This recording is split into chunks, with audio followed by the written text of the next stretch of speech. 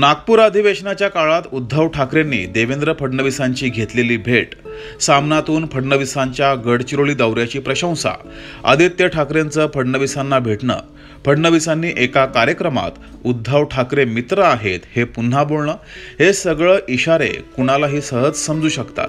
पण प्रश्न आहे, ठाकरे भाजपात आले तर एकनाथ शिंदे आणि त्यांच्या सोबतच्या आमदारांचं काय होणार?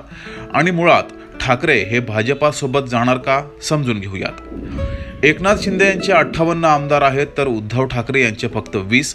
तरी भाजपाला हे चांगलं माहिती आहे, राज्यात उद्धव ठाकरेंची ताकद जास्त आहे आणि उद्धव ठाकरे आणि त्यांचा पक्ष अत्यंत कमकुवत झाला असताना त्यांना सोबत घेतल्यास ठाकरे पुढचे निदान काही वर्ष तरी कुरकुर करणार नाहीत. त्यामुळे जर सर्व योग जुळून आले तर पुढच्या काही दिवसात ठाकरे भाजपात असतील. मात्र सध्या राज्याची राजकीय स्थिती पाहिल्यास सध्या राज्यात 6 प्रमुख राजकीय पक्ष आहेत. सत्तेत भाजपा, शिवसेना, राष्ट्रवादी, तर विरोधामध्ये काँग्रेस, ठाकरे गट, पवार गट. लोकसभा निवडणुकीत मवियाला प्रचंड यश मिळालं होतं. तो टेम्पो विधानसभेपर्यंत मवियाला टिकवता आला नाही. मवियाच्या आळसामुळे त्यांना विधानसभेत फटका बसला. दुसरीकडे महायुतीनं लोकसभेच्या पराभवानंतर विधानसभेत प्रचंड कष्ट घेतले.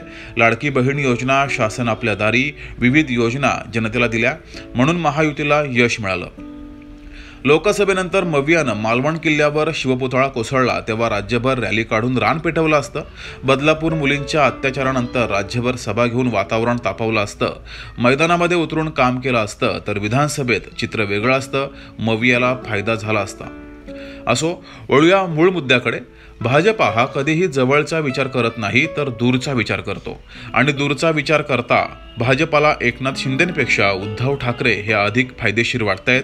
भलेही आता शिंदेंच्या शिवसेनेचे 58 आमदार आहेत, ठाकरेंचे फक्त 20च, तरीही मैदानामध्ये भाषण करण्याची क्षमता, राज्यभर ॲक्सेस, निवडणुकीत शिंदेंपेक्षा थोडे उजवे हे उद्धव ठाकरे वाटतायत. मात्र प्रत्यक्षात रस्त्यावर उतरून काम करणं ही एकनाथ शिंदे यांची जमेची बाजू आहे. पण विषयाची मुद्देसूद मांडणी करणं यामध्ये ठाकरे हे वरचढ ठरतील. त्यात ठाकरे हा ब्रँड आहेच. ठाकरे ब्रँड हा कायम सोबत असावा हे भाजपाला कायम वाटतंय. भाजपानं बऱ्याच वेळा राज ठाकरे यांना सोबत घेऊन पाहिलं, पण राज ठाकरेंचा भाजपाला फायदा होण्याऐवजी नुकसान होते.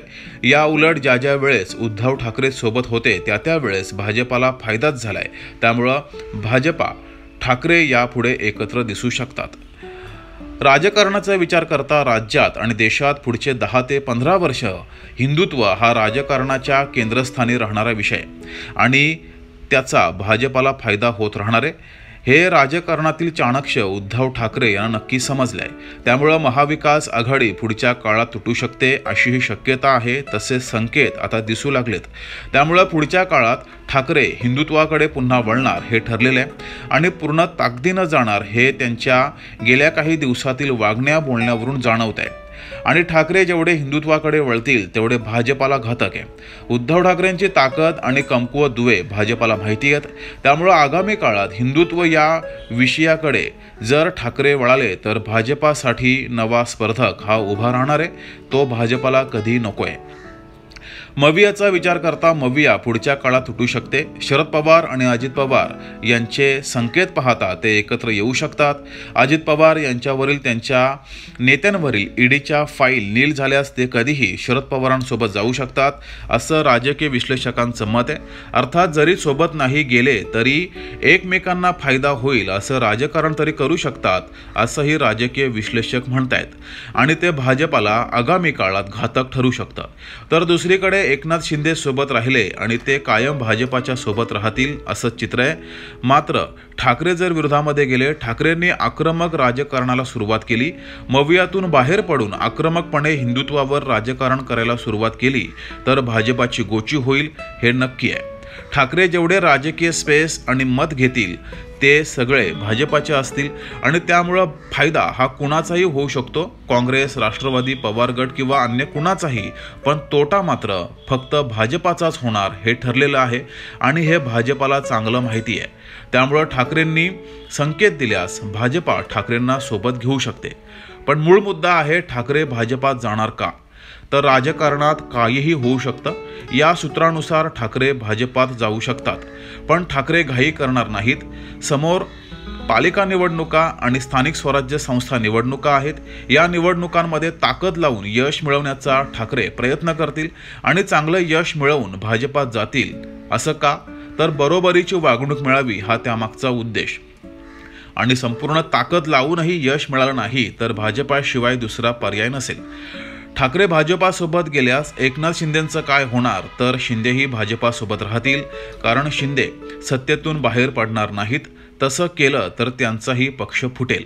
अर्थात ठाकरे भाजपासोबत जवळीक साधण्याचा प्रयत्न करण्याचं आणखी एक समजण्यापलीकडचं विश्लेषण असू शकतं, ते म्हणजे ठाकरे भाजपासोबत जाणार नाहीत पण कधीही जाऊ शकतो ही चर्चा सुरू ठेवून आणि भाजपासोबत संवाद ठेवून त्याचा स्वतःच्या पक्षासाठी राजकीय आणि इतर फायदा करवून घेऊ शकतात। अर्थात हे राजकारण आहे आणि राजकारणात काहीही होऊ शकतं। तुम्हाला काय वाटतंय? कमेंट बॉक्समध्ये कळवा आणि बघत राहा डी द डिस्कवर।